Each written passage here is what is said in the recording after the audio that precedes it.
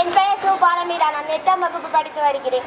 வாய்மை மாறா நடுவர் அவர்களே, கல்வி சாயை தலைமை ஆசிரியர் அவர்களே, ஆணிவேர்களே, ஆசிரியர் பெருமக்களே, வருங்கால தங்கங்களே, எதிர்கால சிங்கங்களே, எம் சொந்த பந்தங்களே, ஐம்பூதங்களே, நான்மறை வேதங்களே, கட்டி கரும்பே, கற்பட்டி இனிப்பே, பின்னை யாழும் என் அன்னை தமிழே, உங்கள் அனைவரையும் என் சிரம் தாழ்ந்து வணிந்து எனது உரையை துவங்குகிறேன். தாருங்கள் தங்கள் கவனங்களை.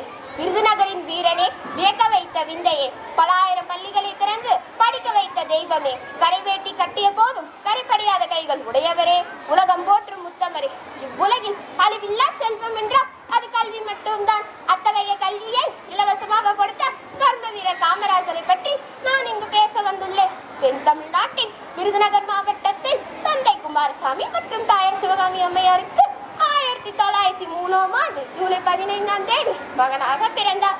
காமராஜர் தனது சிறு வயதிலேயே தந்தை இழந்த காரணத்தினால் பள்ளி படிப்பை தொடர முடியவில்லை. குடும்ப சூழ்நிலை காரணமாகவும் தனது மாமாவின் துணிக்கடையில் வேலை செய்தார்.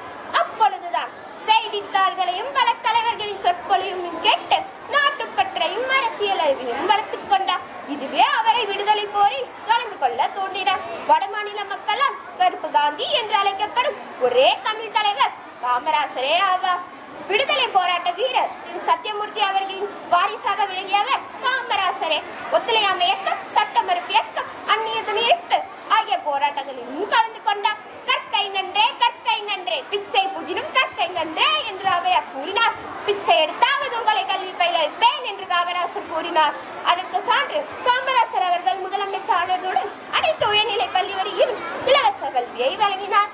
மாணவர்களுக்கு இலவச உணவு, உடை, மதிய உணவு திட்டம் ஆகியவற்றையும் வழங்கினார். சுருக்கமாக சொன்னால் கல்வி கண்ணை திறந்த காமராசர் எனலாம். கல்வி மட்டுமல்லாமல் தொழில்துறைகள், மின் திட்டங்கள், அணைக்கட்டும் திட்டம் போன்றவற்றையும் தொடங்கி தமிழகத்தை வளமாக்கினார். இதனால் தான் காமராசரின் ஆட்சி காலம் தமிழகத்தின் பொற்காலம் என்று அழைக்கப்படுகிறது.